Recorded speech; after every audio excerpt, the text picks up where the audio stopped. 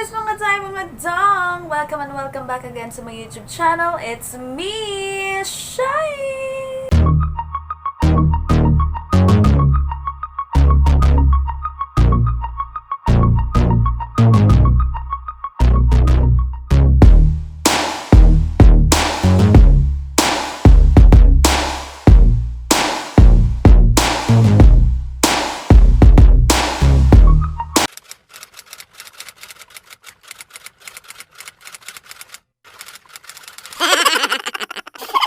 So for today's video mga sis, mga Dzae, mga Dzong, gagawa na naman tayo ng another kaartihan sa buhay!